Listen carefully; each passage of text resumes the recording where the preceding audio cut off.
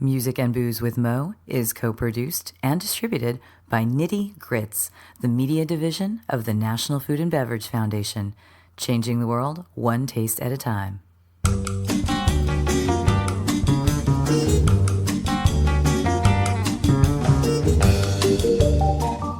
Welcome to Music and Booze with Mo. I'm Mo Herms, and I've worked in the music industry most of my life, so have met some pretty amazing musicians over the years. I also love a good cocktail, and I've encountered some really interesting bartenders as well. It seems that there's a lot of crossover, so when I can, I like to talk to musicians and bartenders about music and booze. Join us at the bar, won't you?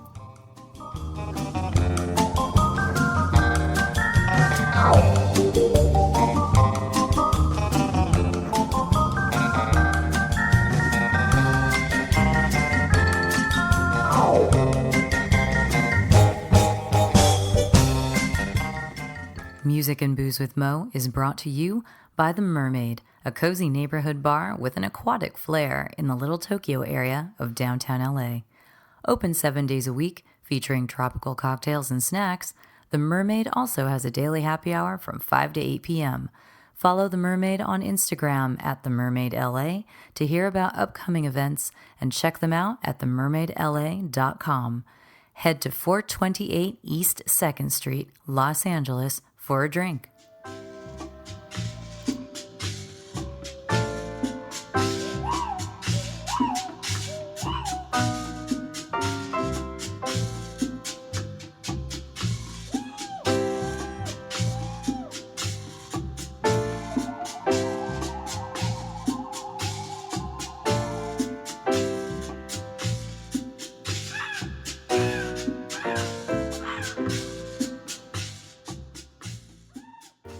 Summer is upon us, and you know what that means. Lots of tropical cocktails. So I will focus for the next couple of months, like I did last summer, on bartenders who specialize in these kinds of drinks. Tropical, tiki, etc.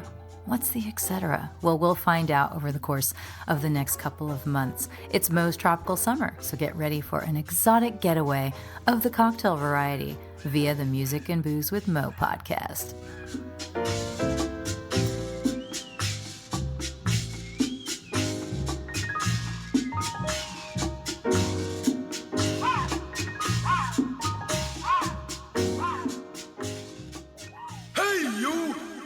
Watch that. Watch this. This is the heavy, heavy monster sound. The nuttiest sound around. So if you're coming off the street and you're beginning to feel the heat, well, listen, Buster, you better start to move your feet to the rockinest, rock-steady beat of madness. One step beyond. We are in the dog days of summer, and that means this is the last of my tropical podcasts. So I thought I would wrap it up with one of my favorite people and one of my favorite tiki bartenders, Mr. Kelly Merrell. If you've ever been to Trader Sam's at Disneyland, then you've seen him, most likely. We decided to do this interview like when I first started with this podcast. And we only got till now to do it. Took almost 2 years to get this thing together. But in the meantime, Kelly has, gone and competed in other states, making tiki drinks. He's done seminars at conferences about cocktails. He's just, become an all-around great bartender. And most of that, he claims, he learned at Trader Sam's, kind of half running the place. So sit down and relax, whip yourself up something tasty, and let's talk about punk rock, ska, and of course, tiki with Kelly Merrell, aka Old Man Merrell. So here we are making a podcast that you will probably never listen to. We're recording right now? We're recording. Oh, cool. Hey. That's all right. I edit the beginning. Anyway. No, this is golden material. We don't need to use all of that. It's fine. This is more exemplary of who I am than now when I'm going to try to stay smart and interesting things. This is not going to come off the same way. Guess what? It's not gonna turn this smart and interesting because you're still talking to me, and even people who I've never met will come in and it devolves quickly. Right. So it's totally fine. Yeah. So I always start with having people introduce themselves. and tell us where you're working at the moment. Well, hello. My name is Kelly Merrell, and I am a bartender at Trader Sam's in California, in Anaheim, and that's where we are right now. We're sitting on the beautiful fireplace patio of Trader Sam's. It's a quiet lovely Monday night, but there's people here. And I'm covered in bug repellent just in case. That's Because I scar so easily from those mosquito bites. And Whoa! Stroller coming at us. we have a runaway stroller. Which is very emblematic. Remember, we are still Disneyland. Disneyland. Yes, this is true. No worries, guys. So when I met you at Trader Sam's, and I think it was still like the first year of Trader Sam's existence. And you've been there since it opened, but you've been bartending. You've been in hospitality with Disney for how long? Well, I originally started in Disney in 1995. And were you in hospitality then? Worked in, well, if picking up trash is hospitable, then yes. I think it is. I started working in the custodial department in Disneyland, which was, I still tell people, was one of my favorite jobs. Really? I loved it. I was there for almost 5 years. Why? Just about 5 years. It was, I mean, at the time, I was 20 years old. Yeah. And everyone that worked in the park that I associated with anyway, is all, young college-age students. And it was just like going to work with all your friends every day. And what I liked about custodial, despite the picking up trash and gross bodily fluids and stuff, which you kind of get used to and get over like Real day quick. one, yeah.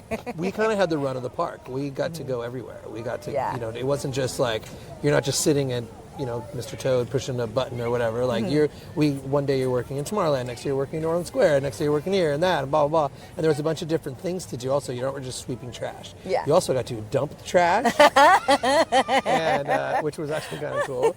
And then you got to clean the bathroom, which sounds disgusting, but honestly, it was the last time you went to a bathroom at Disneyland and it was disgusting. Oh, I know. There'd be a lot of paper towels and stuff around, but really that's about it. No, being a neat freak, I always appreciate the relative neatness of Disneyland. Yeah, it was fine. It was good. I mean, we had to like clean poo off walls sometimes and stuff, but you clean poo off one wall, you clean them all. But the next time you go in and clean it up, it's that much easier. And I know there are children around, but we can swear on this podcast, just FYI. Oh, yes, I know, but poo is much funnier. Yes, it is much funnier. And so, that was in your early 20s. Is that when you were rocking and rolling, like on the side as well? I think my rocking and rolling days were... Was that more high school? Had kind of, it was a little bit more high school. I started playing guitar when I was 15. And this is a true story. There was an episode of The Wonder Years where Kevin Arnold buys like a pawn shop guitar, like electric guitar. I do not remember this. Probably to impress Winnie Cooper or something like that. I don't remember, but I remember seeing that and thinking like that looks pretty cool. Like I think I want to play guitar. And I mentioned to my mom I wanted to play guitar, and she said, "Okay, well you have to take lessons." I said, "Okay," and I did, and it was really cool. I got some cheap guitar from somewhere and took lessons. Electric guitar? Electric guitar. So you started with electric. Right. Because I started with acoustic. We always had an acoustic guitar around. I don't know why my mom always had a guitar around. She's never played. I've always had a guitar around, and I rarely have ever played. I think I noodled on it and things like that. So we did have that there too. It's like a symbol of hope.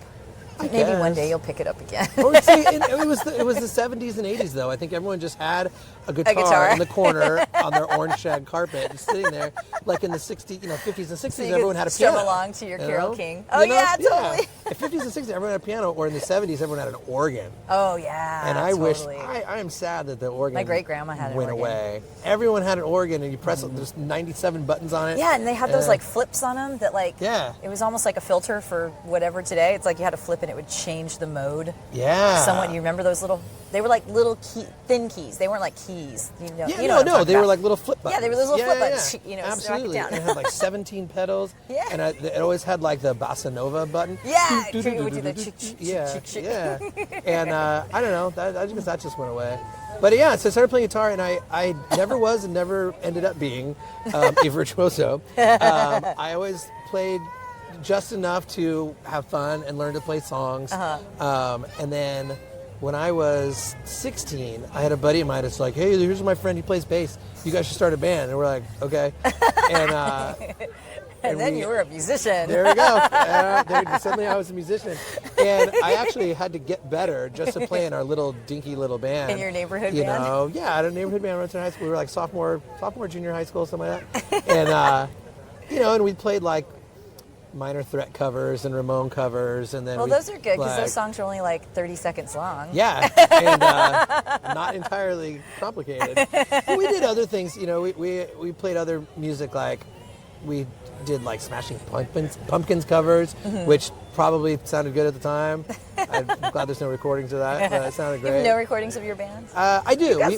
We cut 2 demos of original music. Yeah, they're on tape. I just recently, so our bass player, his name is Corey. He ended up, he still works in music. He does recordings. I think he lives in Texas now, and he has a small recording studio for like budding artists and stuff like that he helps, plays down like music, and I think he is a music teacher as well. Wow. You get through, vaguely seeing people on Facebook and whatnot. And but he was the bass player, and he was really, really good. Yeah. He was self-taught. He refused to take lessons, and he refused to learn scales, because if you play scales, you're just going to play like somebody else. Yeah. Which I guess is something that Mike Watt said, because Mike Watt was his idol. Right? Okay. And so did you guys do Minutemen covers too? We played a lot of Minutemen, more Firehose covers, because I was more of a Firehose guy. Yeah. I still like Minutemen too. Yeah. Firehose tended to be a more actual, like, drawn out song. Yeah, they had a little more songs melody. and melody. Yeah, exactly. Not to take anything away from No, Minutemen definitely D have Boone or anything, Yep. but yeah. But so we did a lot, and then even just our original songs tended to go more in that vein. They were more like folk punk or acoustic punk or whatever. Almost like we actually had one song, we were super proud of it, and then someone's like, "Oh, cool, is that Violent Femmes?" And we're like, I guess that was a compliment. It was like this hyperactive acoustic song that I guess sounded like Violent Femmes. So, and sometimes your influences show, and what can you do? Yeah, That's exactly. how it is. So, but That's yeah, really he was fun. fun. But yeah, he was really, really good. Played with one finger only and refused to use picks. I always wanted to do Descendants covers, and he couldn't, because he's like, I can't play that fast with one finger, and I refuse to use a pick. I'm like, all right, well, there you go. I guess we're not doing that. But yeah, we had fun. We played around. We played, our high school. Once or twice a month in the quad at like lunchtime or whatever, they'd have a student band play. So we did that a bunch of times. That's and fun. they like talent shows. We played in a couple like Battle of the Bands. Well, this was all like OC stuff too, right? All OC so stuff. It was, Yeah. and that was like early 90s? Yeah. Kind of? So we're talking 91, 92, 93, 94. So this was the apex. This was totally of that Orange County, San Diego thing, because I remember I'd moved to the Bay Area, and then I'm like, oh, now it gets cool down there? Because I left because I couldn't see any music in San Diego, because I was more a late 80s kid, and I had to go to Tijuana to see any bands if they were playing an all-age kind of thing. So I'd be at like Iguanas in Tijuana or something like that. And then I move away, and a couple years later, like the whole Rocket from the Crypt thing happens, and then like No Doubt happens, and you get, and we had the ska thing up in the Bay Area too. Yeah. But that all existed at the same time. I can't. Dance Hall Crashers were up there, or were they Dance down Hall here? Crashers. They were Bay Area, right? Skank and Pickle. Those That were all was Bay Bay. Area. Yeah. I'm like, I should know this. And then but, everyone was waiting for Op Ivy to get back together. Yeah. Because they'd just broken up like 2 or 3 years earlier, and they were like, no. No, thank you. This is stupid. They're like, oh. and then you get Rancid. Yeah, Rancid. So you get Rancid. So But, it's not yeah. bad. Yeah, So no, when it you was were a playing, cool time. It was during that time. So there were lots of, I think we've had the No Doubt talk, because my brother's band was a San Diego band during that time that was, kind of always first build, on these shows, and they play OC sometimes. But everybody got to know No Doubt before No Doubt broke. Oh, yeah. That was great growing up. I remember my buddy Christian Wiseman, he was also a bass player, fantastic bass player, but his thing was techno and electronica. But in like 1990, which was also really blowing up then. Yeah. Like, I remember... That was, what was the Swedish Eagle had that station? Mars FM. Mars Remember FM, Mars yeah. FM? Yeah, Lasted, what, like a year or I even something? think Mars FM maybe was even a couple years later, but it was... That was like early 90s. Yeah. Because I remember I lived here one summer, I had an internship, and I was listening to Mars FM a lot, because I was just getting into all that. Yeah. Yeah, well, after KNEC, when he left, you got to listen to something. Yeah. But that's the first time I really heard like techno. Yeah. Like actual techno, not like house or dance music, No. but like... Yeah. And I was like, oh, that's pretty cool. The dance your ass off stuff. Yeah, and also right at this was just after the first Lollapalooza, which is when... Nine Inch So this Nails. would have been 91? I think it was 91, because I saw it here in Irvine. And that was when everyone was exposed to Nine Inch Nails, which kind of, was the kind of crossover That was when he thing broke there. through, because that was the first record. Exactly.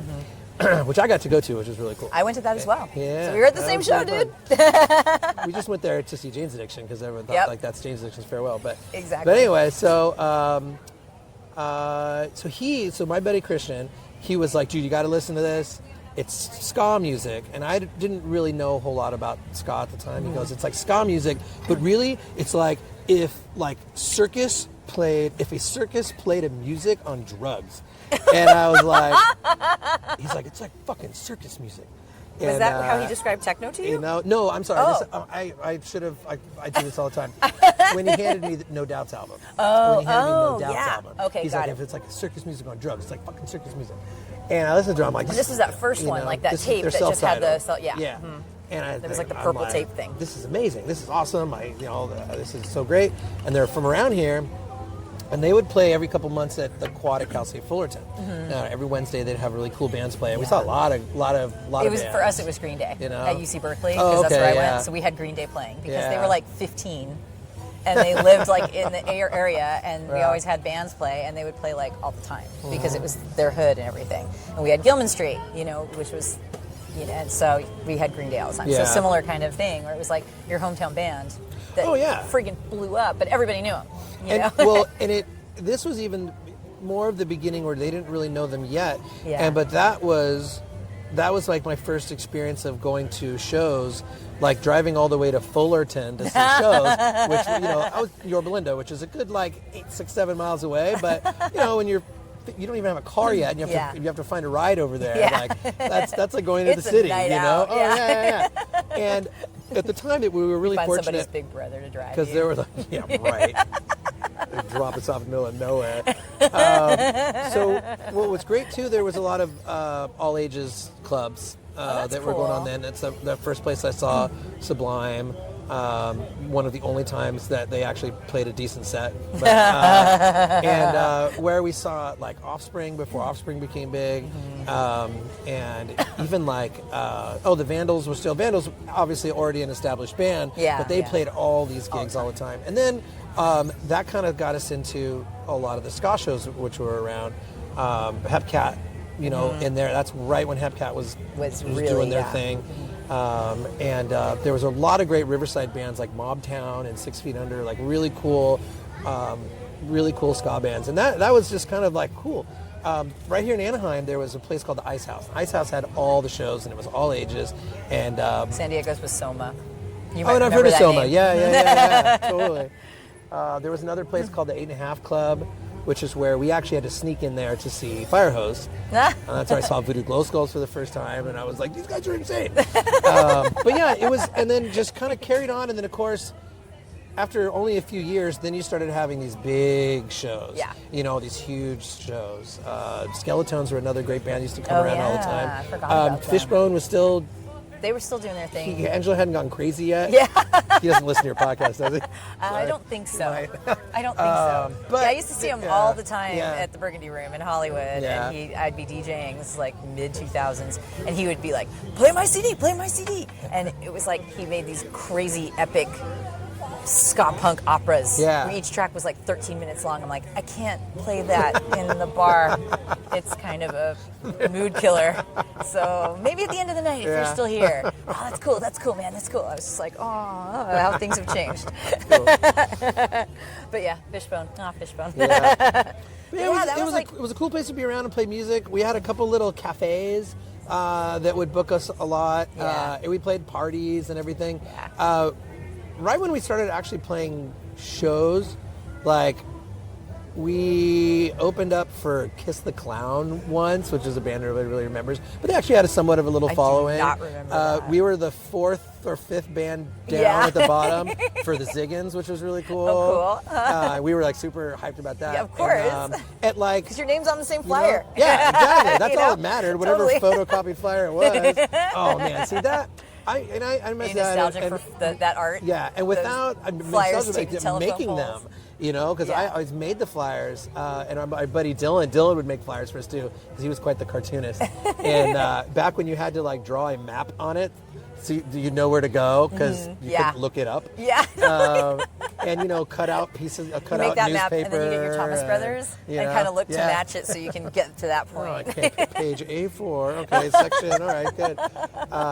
And I think that, not to sound too grumpy old man, but I'm sure everything now is just passed around through social media, which is fantastic. Yeah. But I think that the lost art of gig flyers, I think, are have gone the way of the zine.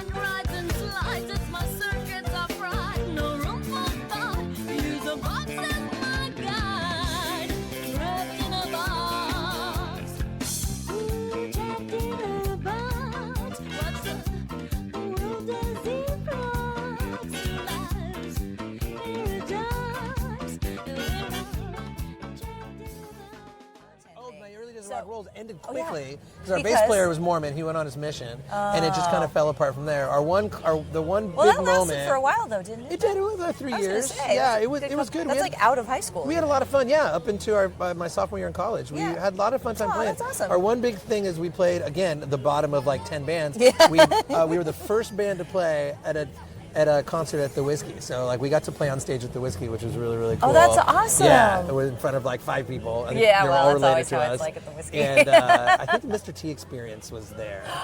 I think if they were, that'd be kind of amazing because I knew those guys. 10 hours later, I think, after we played. But and then we were supposed to play one of the big ska shows at Irvine Meadows. Yeah, but I don't think we got on there, but it was like ska punk or whatever. But anyway, and then after that, so this was maybe like 94, 95 or whatever, and then I just kind of stopped playing. Stopped playing music altogether? No, I actually played a lot in the theater department at Cal State Fullerton. I was in the theater department at Cal State Fullerton, and whenever they needed a guitar player for like a lounge act, or there was actual play that had a backup band in it. Oh, really? It was really irreverent. A lot of the they'd be like, "Who plays music here?" a lot of the Master of Fine Arts graduate students, the musical students, they had to put on like a cabaret. So they had to do their own singing and tell those stories. It was like awesome lounge act. Yeah. So I played guitar in a couple of those, which was actually a lot of fun.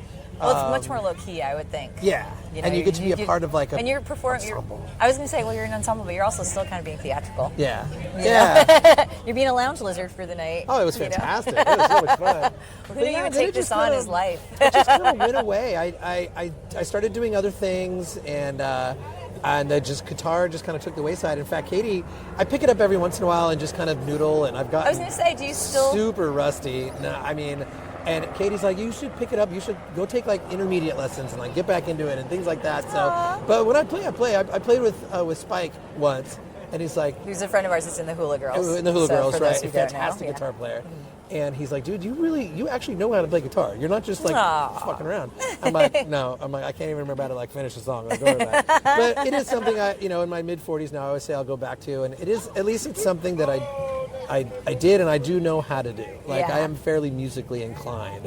Even though I knew I was never the best, and I was okay with that. It was just fun doing it, you know. And it got to introduce me to all kinds of cool other styles of music and everything, you know. Is that when you first heard ska, was during that time when you were it really was. Band? It was. So my friend Christian and then my other buddy. I remember chatting with you early on about ska. Yeah. Like, do you have the two-tone tattoo? Yeah. Do you have that? Yeah. Might have been that. do. I have one other friend that has the two-tone tattoo as well, which I always think is a wonderful tattoo. My one only tattoo I got when I was 21 to impress a girl. And she wasn't very impressed. I was like, oh, I'm impressed. Guess what? I mean, thank you. I'm not a girl that you're like with, but I'm impressed. So I mean, I did. I was in Chicago and I got that tattoo in Chicago, and I was like, we don't need to make it that big. And he's like, dude, if you're gonna do it, do it. And I was like, all right, man, all right. It's such a cool little symbol, though. I love the little two-tone dancers. You know, they're awesome. Yeah, and I still have my flight jacket with all the patches and everything on it. You know, I mean, I was never like a rude boy. I was never a skin. I didn't run with that crowd. Yeah. But I really liked music. the music. And a lot of my friends did too. I liked to go to the music, liked to show. I mean, I was probably at the Glass House in Pomona once a month, or the Fox Theater. All the best shows were once the show started getting bigger, when the specials would come to town. Yeah. Or Let's Go Bowling. You know, Let's Go Bowling, you'd have to go to a bigger place. Or the Toasters, you'd have to go somewhere bigger. And I love it that those guys still come through the town. Oh, the Showcase in Corona. That's where there's a lot of really, really? great shows. The Showcase, Wow. I don't think it's even there. But the Yeah, I was barn, going to say, I never heard about that. I always barn even in then heard about Riverside, the that was Fox really great. and the Glass House. You know, I Yeah. always knew about them, but I never heard about the one in Corona. Yeah, I'm not sure it's even there anymore. Yeah, probably. I I don't hear about anything interesting happening in I Corona. saw Skank and Pickle, and there's a band called Homegrown who are from around here. They were more of a punk band that had a little tiny ska, and when they played, they're like, "Hey, everybody, sorry we're not ska." And then they start, it was pretty funny. I used to see Skank and Pickle so much. Like, they just were always playing. Yeah. They were always playing in the Bay Area, you know. I mean, were they a Bay Area band too? Yeah. They were, right? Yeah, So they were I can't a Bay even Area remember. band. It's because that's the thing too, is I went back and forth so much. Even though I was going to school up there, I was always in LA. And so I was just like, oh, it's you guys again. And then I was working in radio too, so everyone went back and forth so much that, you know, I thought about San Diego bands pretty much stayed in San Diego, and because they were trying to be like the next Seattle, you know? And so those bands stayed down there. But I was very hometown pride on that. But the ska thing was just a California thing. It just went all up and down the coast, which I always thought was so great. And they were always such fun shows. Yeah. You know? East Coast had a really good scene too, but because of lack of being able to know about shows and win shows, like a lot of the East Coast bands didn't come out very often. There was great, like Mephistopheles was a great band, whom I think is playing soon somewhere around here. Mephistopheles, the satanic ska band from DC. They were awesome. You know, Mustard Plug was a good one. MU330, they're like, I think those are like DC bands. They were really, really fun. My first actual real show, not ska, but my first actual real show. My buddy Dave Appel, who was also, he would write into the UCI College Radio. Yeah. And they would send you a tape of what they played for that show. So Really? they would have like ska punk hour, and so he would like, hey, send me a tape of what you played. So they'd send a cassette of what you played, which is where the first time we heard. That's really nice of them. I know those guys at that radio station to this well, this day. is also 30 years ago. Yeah, too, I was so. like, how did they have the time? Yeah. So that's where we found a lot of like the little like unknown stuff. I think that's the first time we heard Offspring and whatnot. But we went to my first actual real like show was Fugazi at the Palladium. And I talk about having to go from one side of Orange County to another, and that was a big deal. Going from Orange County to Hollywood, I might as well have been in a rocket to the moon. Yeah. No, our buddy Jason had a car, and I think I was 16 years old. It was probably 1991. Wow. And the Palladium, that was like my first introduction to like a true like show punk show. L7 was there. Oh my god. And the Lunachicks. Oh my god. Which Lunachicks opened, and I remember standing there. I'm like, all right. Like I've seen like some bands in the Quad, and I've seen some bands at Cal State Fullerton. Like we went over there and stuff, and we're standing there in the middle of it, and the Lunachicks start playing, blah blah blah, blah, and the whole. And I'd never been in a real pit before. So everything and I was like, holy shit. And then like 5 minutes later, I'm like, this is the greatest thing ever. And I'm bouncing around and I'm getting thrown in the air. And, you know, and I didn't realize at the time, but that was like a real true like punk rock pit where they're not trying to kick the shit out of you. And, you know, you get knocked down, fall over, they'll pick you up. Or there's always a guy waving like a shoe in the air. Who's shoe? Yeah, right. But that was pretty cool, you know, getting to see Fugazi, of course. That's amazing that you got to see Fugazi. I never got to see Fugazi. That's incredible. I'm sure they played in Berkeley because Berkeley. Probably. And they're political punk bands. Yeah, this was the big rock, rock for choice concert. That was like a thing for a while. Yeah, no, because Virgin Records is involved in that, and that's what I had my internship with, was Virgin Records. So. But that was fun. Ever since then, I was hooked. Every show I went to, I'm like, gotta get in the pit. Because I was a little guy back then. I was like a $120, like 5'9". Like it was easy to toss me around. And I didn't break. Nope, I didn't break. I didn't pack much of a punch, but I was scrappy. Wow, I took my brother to What is that? The Tenacious D put on like that comedy festival for a couple years, the Comedy Supreme. Yeah, totally. And again, this is only like maybe 2 years ago. Isn't that the one that they did over at the Orpheum? No, the Shrine. The Shrine. The yeah, Shrine. At the Shrine. And yeah, again, so I'm in my 40s at this point when this story is being told. And the Vandals played like 5 songs. Why the Vandals were at a comedy festival? Because I guess they're funny, right? They're funny guys, Quackenbush or whatever. And so they're playing, and I'm like, Katie, I'm like, here, hold my glasses. She's like, what? I'm like, I'm gonna get in the pit for a little bit. Like it's been a while. And I'll tell you what, man, I held my own big time. Those kids don't know what they're doing. Again, we're at a comedy festival. I know. I'm not getting the hardcore gutter punks at this. And I held my own, but oh man, I got I was so tired. Yeah, I wasn't hurt, bruised. I didn't get bumped or anything. I'm just exhausted. I'm like, all right, I proved myself. Same when Agent Orange played at Don the Beachcomber a few years ago. Agent Orange played at Don the Beachcomber? Yeah. That's kind of amazing. Like a year or two before they closed. Not even, maybe a year before they closed. And yeah, you know, because they're like the punk with some surf licks in there. Yeah, they do surf guitar, yeah. And just real fast. Real fast. And some other little band, it was the Hula Girls. But they played before, and everyone's like having a good time. And then, so we're all standing around, like me and Spike and Donnie and Lance, and there's a bunch of us standing around. We're like, you think there's going to be a pit? And like as Agent Orange is setting up and stuff, and we look around at all the old tiki people. We're like, no, it's not going to be a pit.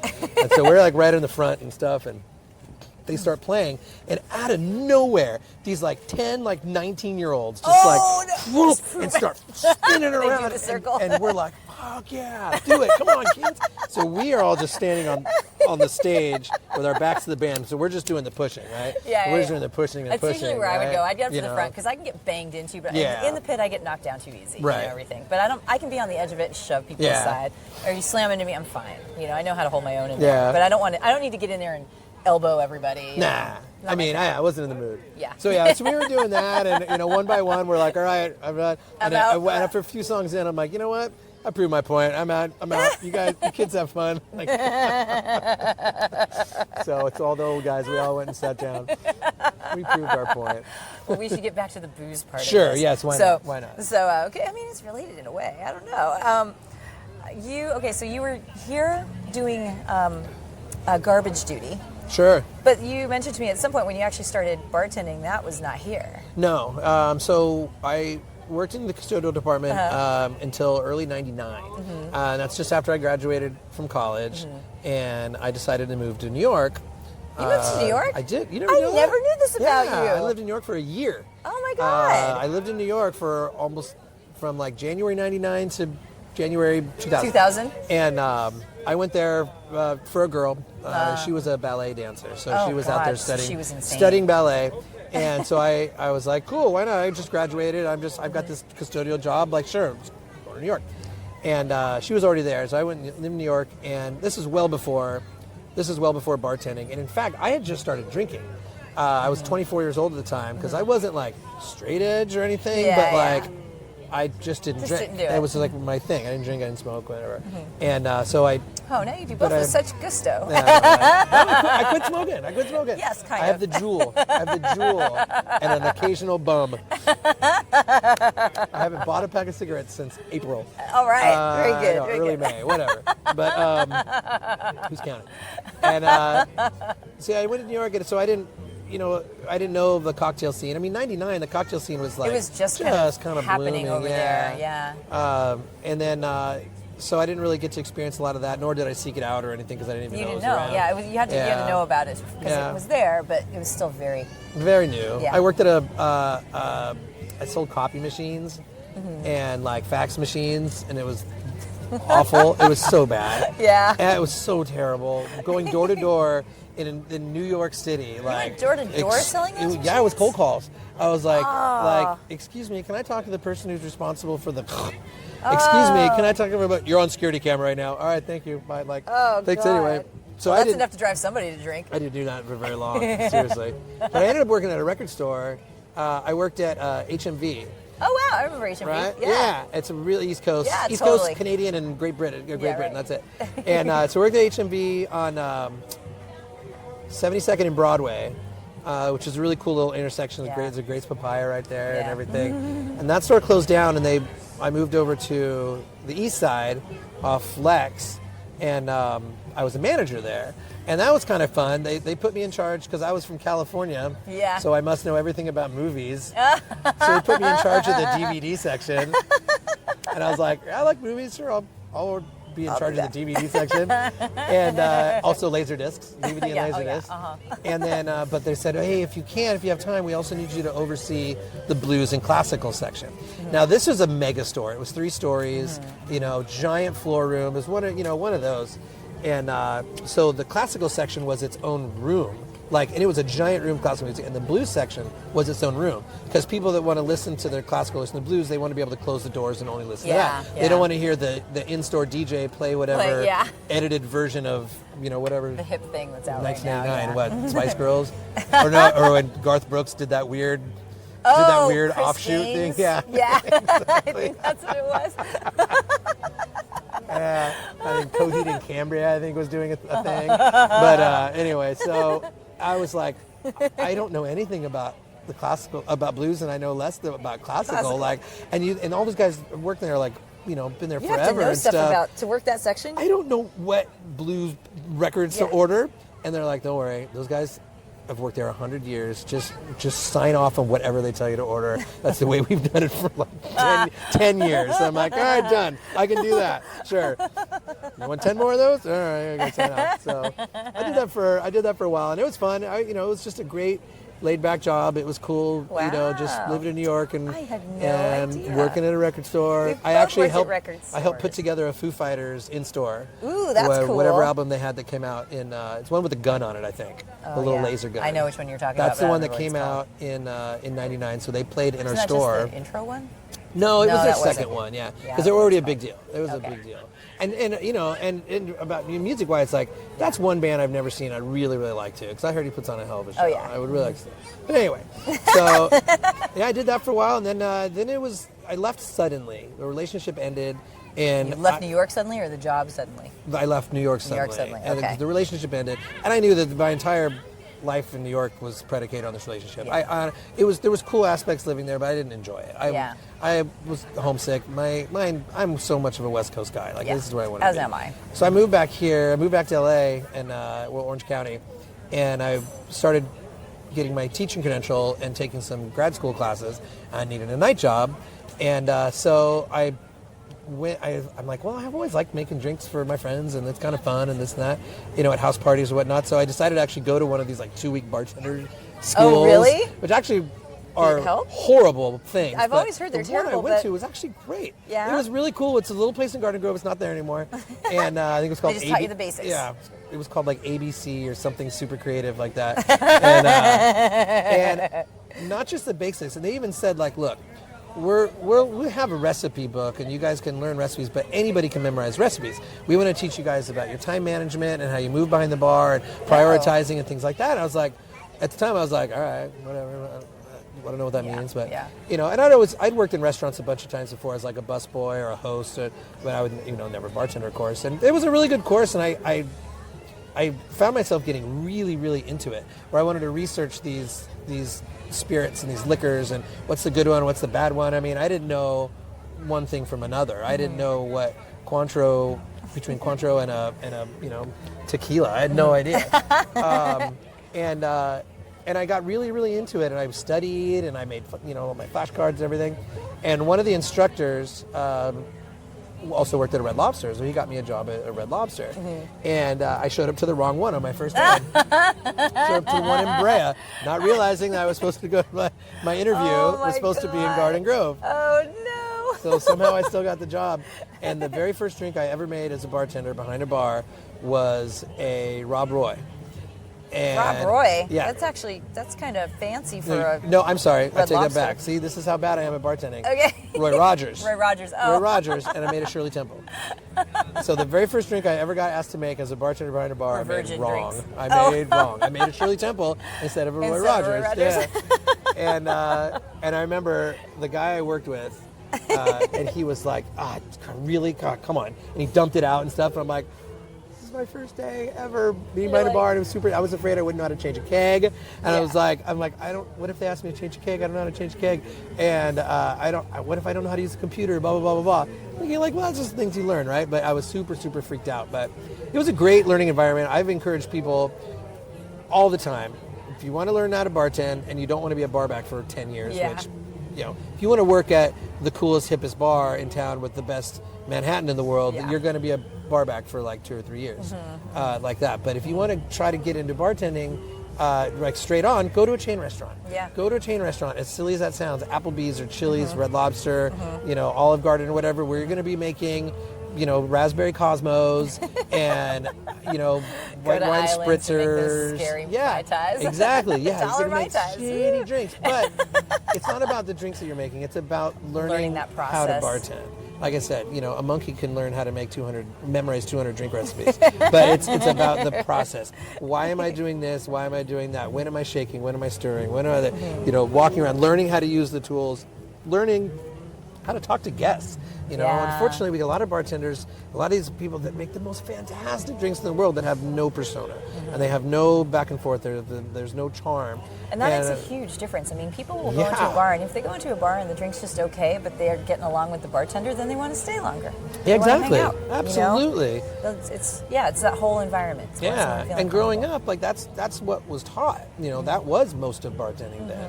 Especially when, if you went to a bar, it was probably either a chain restaurant or a dive bar. Especially around here. And if you're a dive bar bartender, you either have to be super surly and mean, and that's why everyone likes you, or you have to be really friendly, and that's why everybody likes you. You can do both. I have managed to do both. The enemy turned captain. The captain turned civilian. The lieutenant becomes casualty. The lieutenant becomes casualty. There are doubts in your ability. There's too many blanks in your analogy. There's too many doubts in your ability. There's too many blanks in your analogy. So once you got the swing of it, then, Yeah. what made you graduate from there? I always wanted to come back to Disneyland. Yeah. Always wanted to come back to Disneyland. It's weird. I'd have dreams that I Really? was back at Disneyland and Really? working. Yeah, it's very, very common. In fact, it's almost a joke. It's very common that when you quit Disney, you almost always come back at least once. I There's know a so lot of many people have who've done been that. here, off and on, just Multiple like tours that. of duty. They've come back. Yeah, exactly. It's just a weird, it's a draw. Not that it pays better. It used to pay a lot better in the 90s. Yeah. It paid a lot better than other places. But not that it pays any better, not that it's easier or anything like that. It's just, I don't know. If you can get past the bureaucracy of working for a giant evil corporation or whatever the Potentially hell you evil want to say, corporation, sorry, potentially evil corporation, our lawyers are telling us to say. Yes. And I obviously don't think it is because I've worked here for 400 years, but the benefits are good, the perks are good, or whatnot, what have you. So I'm always looking for a way back in. And a buddy of mine who was still sweeping trash at the time, he said, hey, I saw something. There used to be a book, I think it's online now. There used to actually be a book that you can go pick up in your office that had jobs available. Yeah, I remember seeing those when I was looking for jobs back in the day too. And so he saw that, hey, they're looking, and it's stuff that only Disney employees can see. Yeah, because they want to offer to current employees any transfer opportunities before they hire from outside. And he goes, hey, I saw a thing that they're looking for a bartender at the Disneyland Hotel. And I was like, all right, cool. So I applied, and I really kind of talked my way into it. I called a lot. Hey, I'd love to come in for an interview and this and that. And I went in for an interview, and then I actually name dropped, and then I got an interview, and she said, well, we're not actually looking for bartenders. And I said, well, I don't know why I'm being interviewed right now. I said, the posting said you are. And I said, I'd always love to come back and this and that, blah, blah. I can start right now. I can start tomorrow. This is just a great opportunity, and I'm so happy that I've just come this far. I'd be so heartbroken if I didn't get any further. Aww. And it's a lot different, even though this was only 15 years ago, it was still a lot different back then.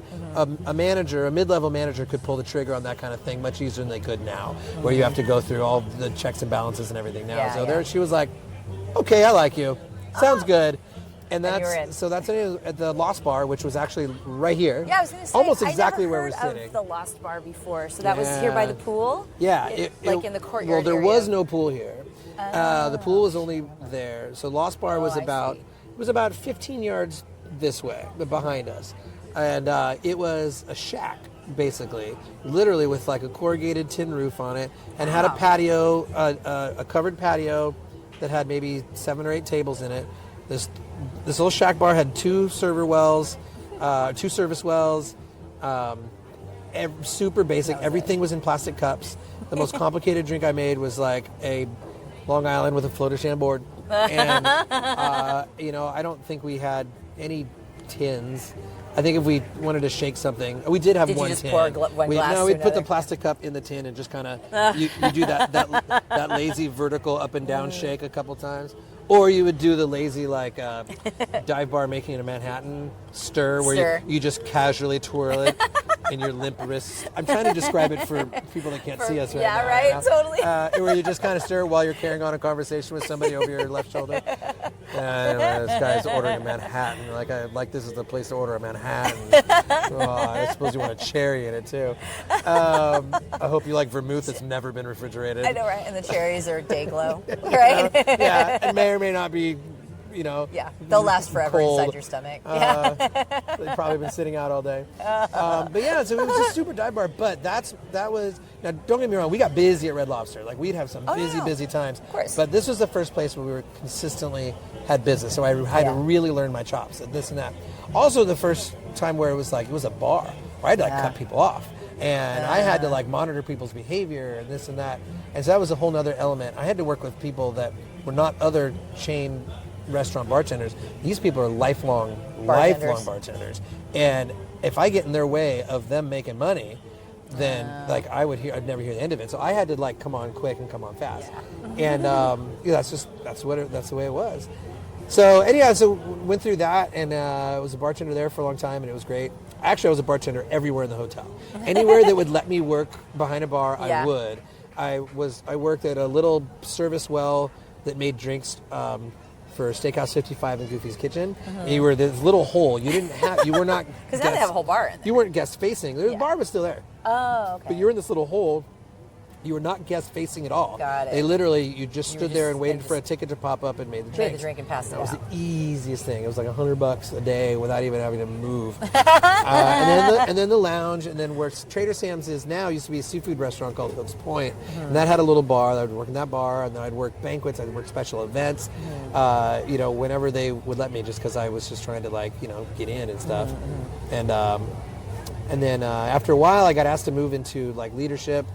So I did that, and I went into management, and that was kind of cool working. So I was the only bartender ever that had agreed to be a manager. Because why would you give up on that kind of money, right? Did you lose the tips? But absolutely. Yeah, But at the time, I was going to, climb the corporate ladder and be, in charge of Disneyland one day, and and so I became the de facto bar manager. So I got sent around to several bars around the resort to be hey, here's a manager who actually knows how bars are run, and just kind of help kind of train or guide them along or with this and that. And when rad. Trader Sam's was opening, I was on the pre-crew as a manager to do a lot of the operating guides and helping kind of plan not the drinks, because our first drink menu came from corporate. That came from another marketing group that actually put our drinks together. But what do we need to execute them and lay together? What kind of staffing do we need? What kind of hours? How the shift's going to run? So I was a part of all that. Yeah. And when there was a weird thing that happened where I didn't end up being the manager here, but they said, hey, we need someone experienced.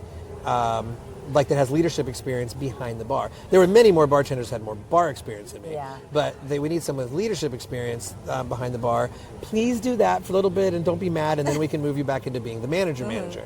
And one of several managers in Trader Sam's, not the head manager. Yeah. And I was fine, whatever, stupid. I can't believe it. And so I did that, and I was oh man. So I was here on opening day. I made the very first drink ever at Trader Sam's. Yay! What was it? The OA. And because of course. And it was super fun. Had to do something with fire and noise, right? And we were train wreck back then. Yeah. We didn't know what we were doing. We as much training as we had, and as laid out. Within the first week of it opening, Oh, we were still trying to figure out. I remember when it opened, but I had a blast because I didn't know any better.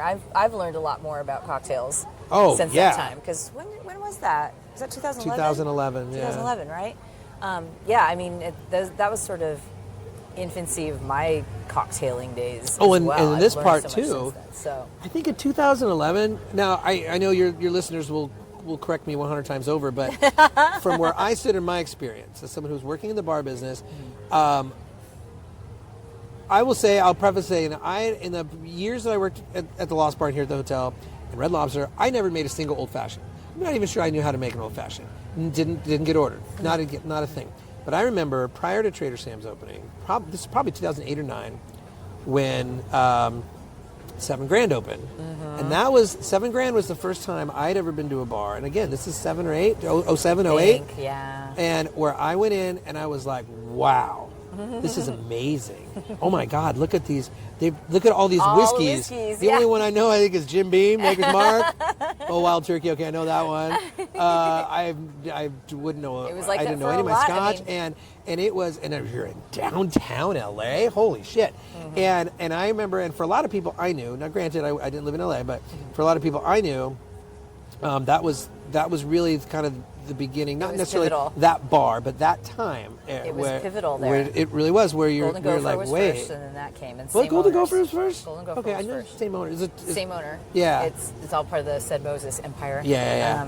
Pouring at Heart. That's the name of the corporation now. Okay. But yeah, and you know, he was aware of that. They opened that up, and Yeah. then people got like, whoa, so much to learn. Yeah. And they started doing education there and things. Yeah. And that has become a thing, as you know. Oh, big So, time. yeah. But it didn't come down to Orange County yet. I think there was a couple places that were kind of trying to a little bit. The craft beer thing had started much earlier. Yeah. So well, craft that came up beers, from San Diego, right? Yeah, good point. basically. The craft beer thing had all started. So already we were, and then of course the foodie movement had already started too. Yeah. And so people were already expecting more, even in. I hate talking about Orange County like it's some backwater, No, but it but- took a while for those kind of trends to get here. Yeah. And It's not especially the same kind of big for city those as kind Los of Angeles. right. That's all. And not only the same type of trends to get here into Orange County, but those same type of trends to permeate Disneyland. Yeah. Which, Jesus Christ, like that takes a whole nother movement. You know, when Napa Rose opened in 2000 with Chef Andrew, and then Michael Jordan was their master sommelier. I mean, that opened was in 2000. or 2000. Yeah, when it opened with the Grand Californian, Oh, yeah. and that was like. That was Oh, such a like lovely a space. cultural bastion Yeah. when it came to food and wine and Yeah. everything, you know. So It was always very fancy. Yes. Very fancy. So I think that I didn't really even know much at Trader Sam's, but after Trader Sam's opened, that's when I was like, oh my God, like there's not only is tiki in its infancy around here, that you know, I think at the time, Don's, of course, Don the Beachcomber was open. I think Purple Orchid was already open. Tonga Room, of course, Tonga Hut, of Tonga's course. been around. And then Purple Tiki Orchid's Tea. been around for a long time. It has been a long time. Just Tiki different Tea, of Tiki course. for a long time, yeah. So stuff was The around. Royal Hawaiian, I think, was already closed. But there wasn't much. There wasn't much at all. Frankie's had just opened. And there's also Tiki Right. No and Was Tiki No open? Tiki No is open, yeah. Well, it was? Okay. Yeah. That was. I feel like that was open in the 90s. Was it really? I think so. I'm trying to remember, like, well, definitely in the 2000s. I remember going there with, like, when I worked at Amoeba, you know, or after Amoeba. So that would have been 2000s. Oh, okay. You know, so. But I think in the Bay Area, really, Bay Area was Smuggler's Cove, Tonga Smuggler's Cove Room. didn't open until, like, 2009 or Yeah, something? but I'm saying when Trader Sam's opened, Oh, it was yeah, already yeah, open. yeah. Yeah, it was open. Because they just But- had their 10-year anniversary. Yeah. And but we still had Tonga Room. Tonga Room. And Trader Vic's. And Trader Vic's, You yeah. know, those that have was been it. there forever. And now there's 400 tiki I bars know. in San Francisco. And there was nothing in San Diego. Well, San Diego always kind of had like touches of it. I mean, Valley High's been there forever. Oh, of But course, that's yeah, not really, Valley High. You know, that's different. It's not really tiki bar. It's not a Mai Tai. No. I'll fight you. That is not a Mai There are all Tai. kinds of places around there that had like kind of tiki edgings and stuff because that's just very surfy San Diego-y kind of Yeah. thing. You know, to have Tiki that. edgings, I think. You know, accents. John O calls it Tino. Tino. Tiki in name only. And that's But they didn't like, have tiki names. It would you be know. like you'd go to some Oh, okay. place called like the Pearly Clam or something, and you know, I think that's actually from That would Family be- Guy.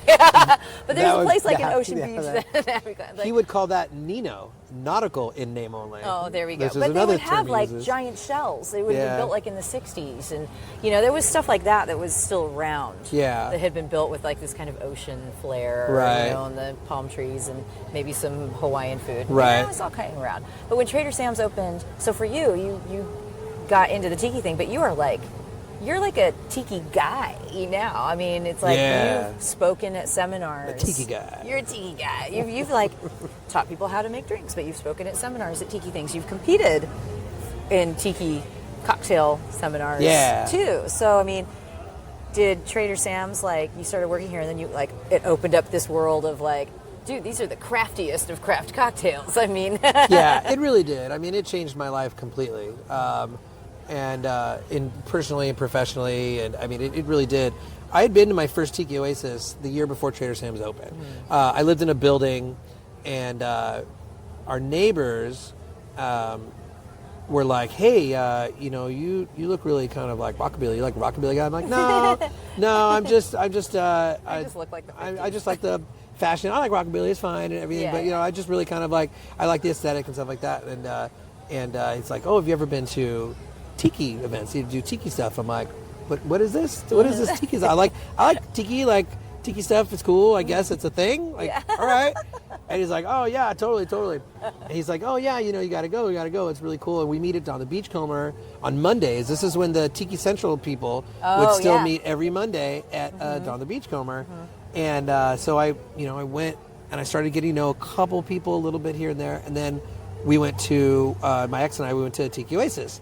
This was in 2010, and I was like, "This is craziness! Like this is awesome! I love it! This is great!" Blah blah blah. And then it was soon after that they said, "Oh, Trader Sam's is going to open this now." But after Trader Sam's opened, that's really when it opened up. I am fortunate, and I know this. I never look a gift horse in the mouth. I should say, I never overstate how I became a person that people know. It's Disney. I am fortunate enough to work at a place that already had a built-in audience. You know, I didn't build some place with my bare hands, with my own blood and sweat, and then wait for people to arrive. Ole, it's showtime! In the tiki room, in the tiki room, all the birds sing word and the flowers croon. In the tiki room, welcome to our tropical hideaway, you lucky people, you. If we weren't in the show starting right away, we'd feel the audience too. All together in the tiki room, in the tiki room, all the birds sing word and the flowers croon. In the tiki While you work back here, something that I always tell people about Trader Sam's when, you know, especially in the early days of Trader Sam's, I'd be like, "No, dude, go to Trader Sam's. I know it's at Disneyland, but the drinks are amazing and the bartenders know what they're doing and they can make you other stuff too." You know, I think a lot of people think, "Oh, it's just tiki drinks," and maybe they're like, "I don't want anything that sweet," you know, which that's a valid point for a lot of tiki drinks. But then people come here and are pleasantly surprised that you guys can do things outside of that. Yeah. And what year was it that you guys got your first big win? It was like, wasn't it the best bar in Orange County? Oh, I think that was year? It was like 13 or 13 or 14. OC Weekly, OC Register. I think it was OC Weekly. I think it was OC Weekly. OC Weekly, we were voted best bar in Orange County. In all of Orange County. Oh, that's fantastic. Which is super fantastic because some people might think, "Oh, Disney, that's so nerdy," you know? And like, is a hipster going to go down to Trader Sam's? Like, unless it's ironically, you know? So yeah, I remember when that happened. I was like, see, told you guys. You're really good down there. Well, we really kind of started to, it was a big experiment when they opened Trader Sam's, and they almost like outright said so. Yeah. Because there had never been a standalone bar at the Disneyland Resort. There'd always been a lounge attached to a restaurant or a lobby bar of a hotel or something, but there'd never been just a bar. And even though there's an attached like quick service restaurant and whatnot, it's just around the corner. It's around the corner. It's still just a bar. And this was at the, you know, California Adventure was there, and they were serving. There were no cocktails in California Adventure because this is before Carthay. Carthay didn't open until a year later. So I mean, you could get a margarita on the pier. You can get a margarita on the pier that was pre-made, but you couldn't get a cocktail anywhere except hotels. So there was alcohol service, and it was going fine, but there was no place to actually get a cocktail anywhere, and especially a cocktail in an environment that was specifically made for adults. This is specifically made for adults. It's the first time ever that Disney ever have an age limit. There's no minors allowed after 8 o'clock. Yeah. That's never been done before, and it was a big gamble that they did that. And we were kind of experimenting to see how it would work.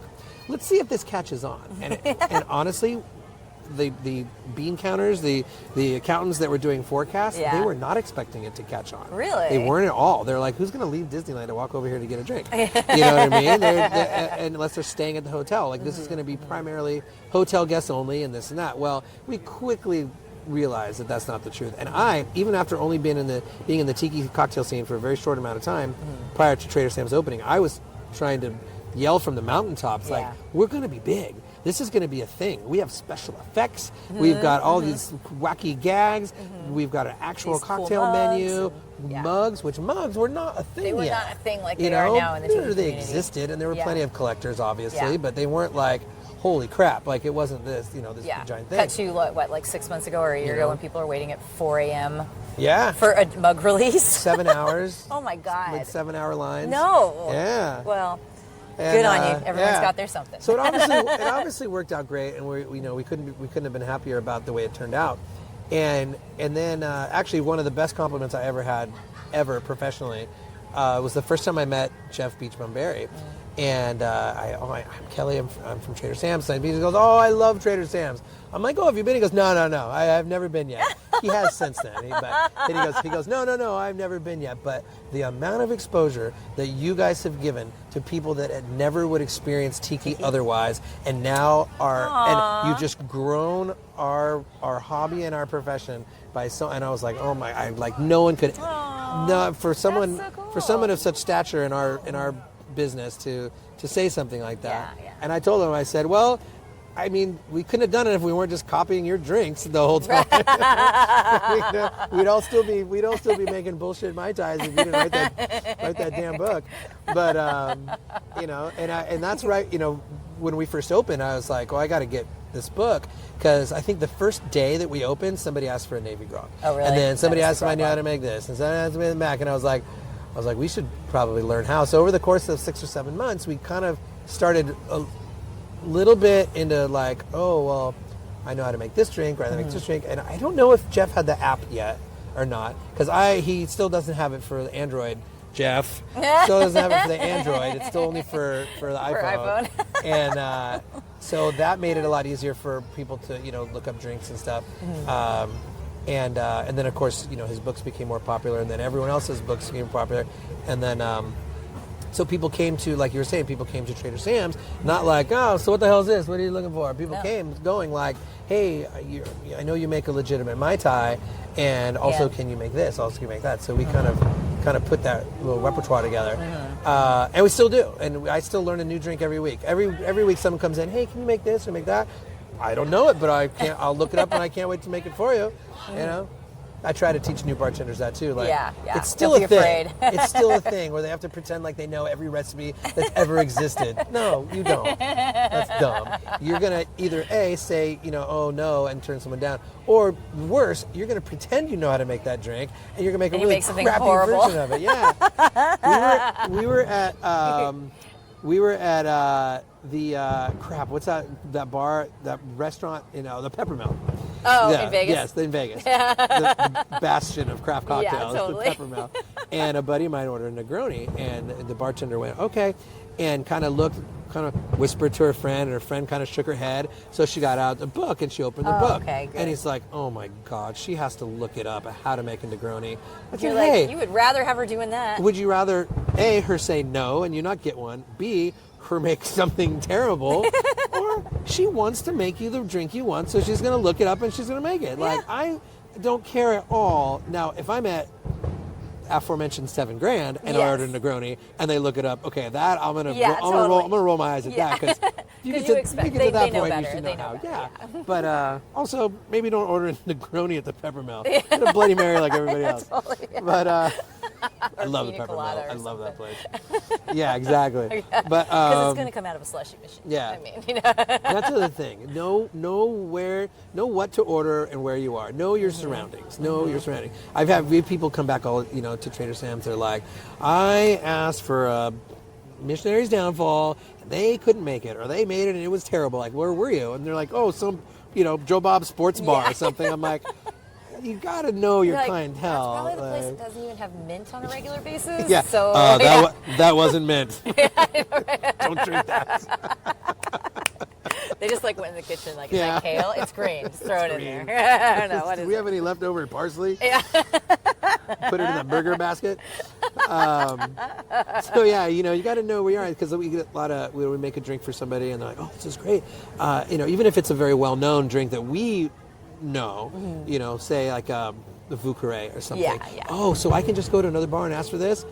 Maybe. Look around and get your feel, and maybe you can and maybe you can't, but I feel like here at Trader Sam's it's sort of a you have to kind of know, because there are great drinks on the menu, but you have to know that you can ask for things like that. We're a little better these days about I know you guys will say going I can forward. make you something. Yeah, exactly. Yeah.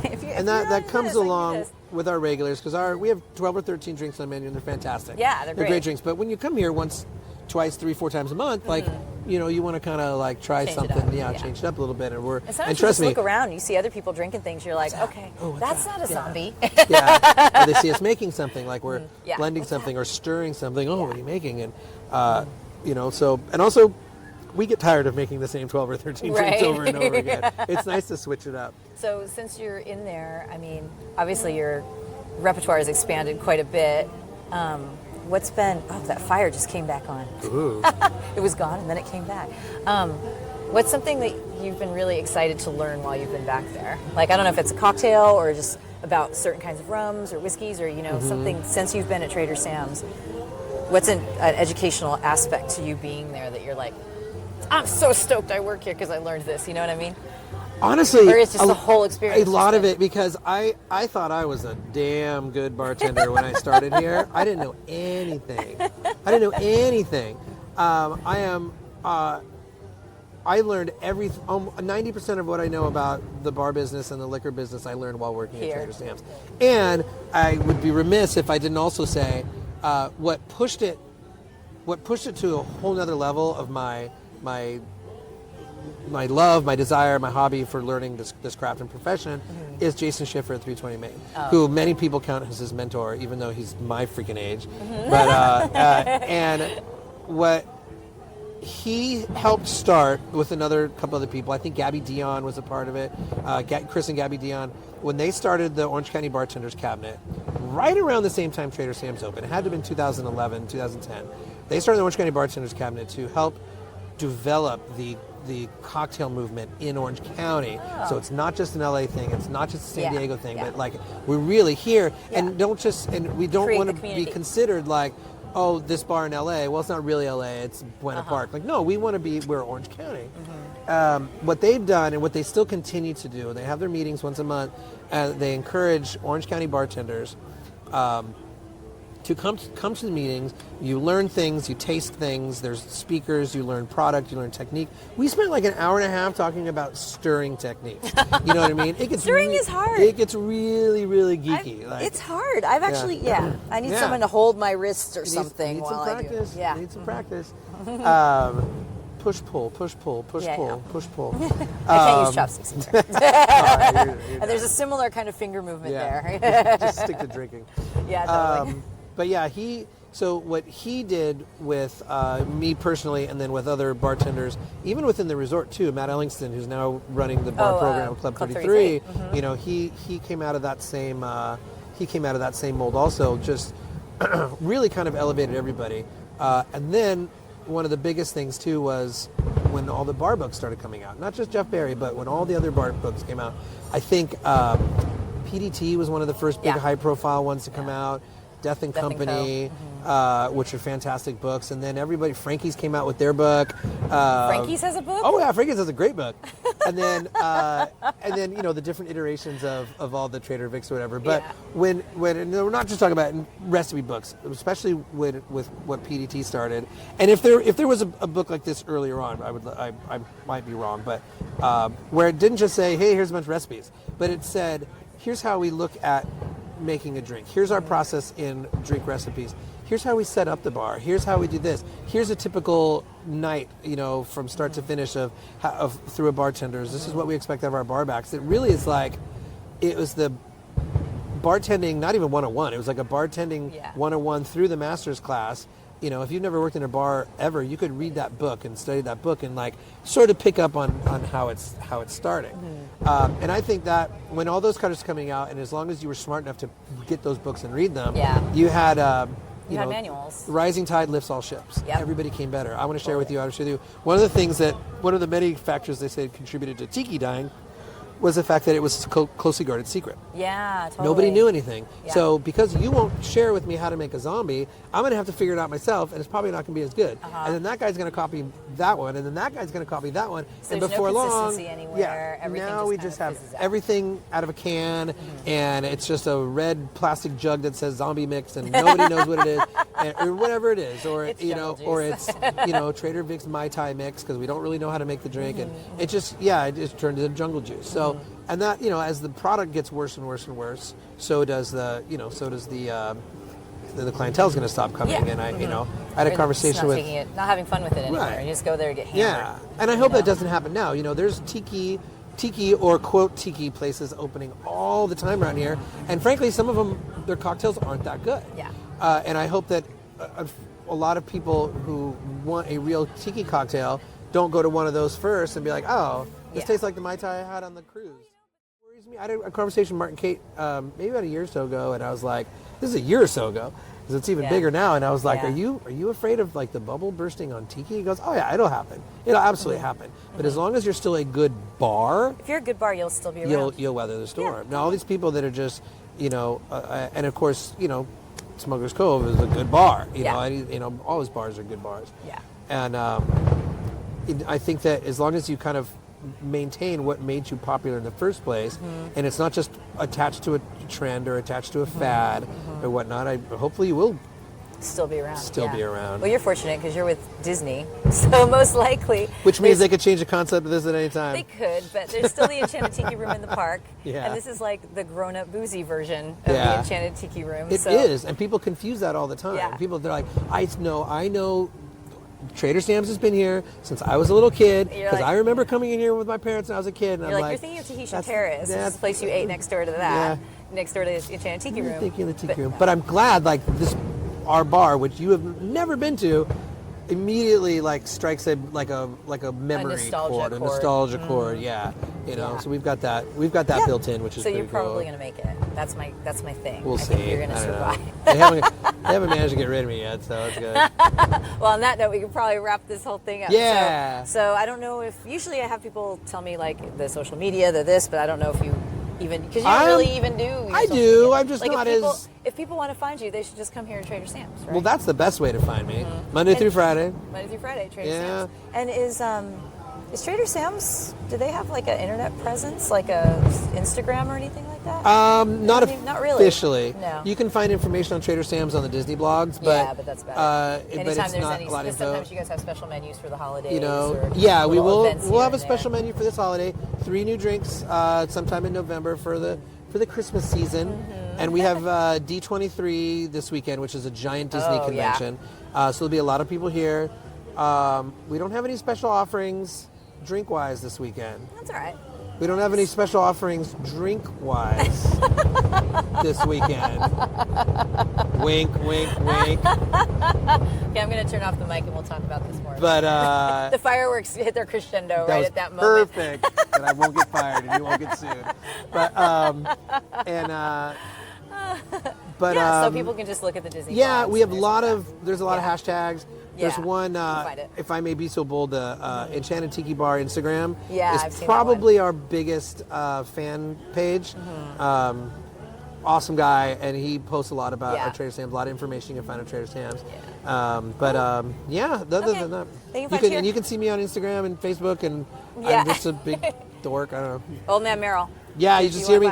You see me complain about stuff on the internet, like White Claw, and oh God, don't even. We just talked about the canned stuff that the kids are drinking. I'll get all worked up all over again. Let's so don't not start. do that. Let's not do that. Well, thank you very much, Thank you, Kelly. Mo. I'm glad we can finally put this together. I know we've been trying to do this for like 2 years. Yeah. 2 years. It's almost embarrassing. Well, yeah, we've been embarrassed over worse things at this point, I think.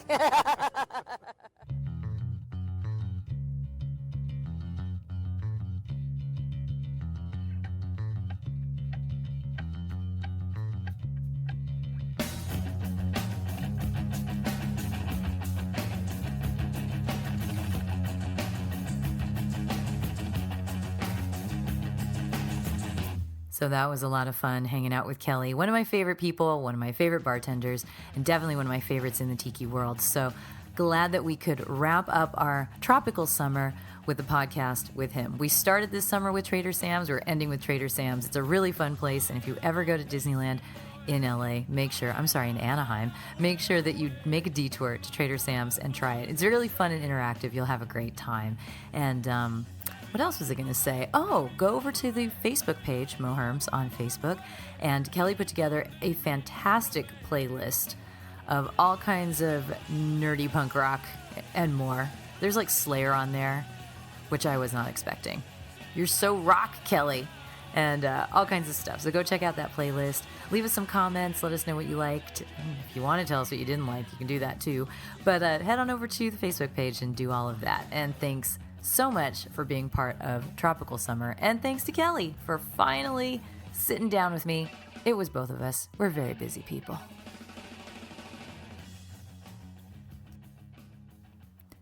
Music and Booze with Mo is brought to you by Barkeeper, a head shop for cocktail lovers, located at 614 North Hoover Street in Silver Lake, Los Angeles. Stop by for barware, vintage glassware, a carefully curated collection of spirits, and one of the most impressive selections of bitters anywhere. Follow them on Instagram and Facebook for information regarding spirits tastings. That's barkeepersilverlake.com. and also in the Virgil Village neighborhood of Silver Lake, Los Angeles. Thanks for tuning in to our barroom chats on Music and Booze with Mo. For more info about today's guests and our Spotify playlist, check out my Facebook page, Mo Herms. Please subscribe to the podcast and feel free to tell all your friends about it. Lower your expectations and join us at the bar. Till next time, cheers. Yeah.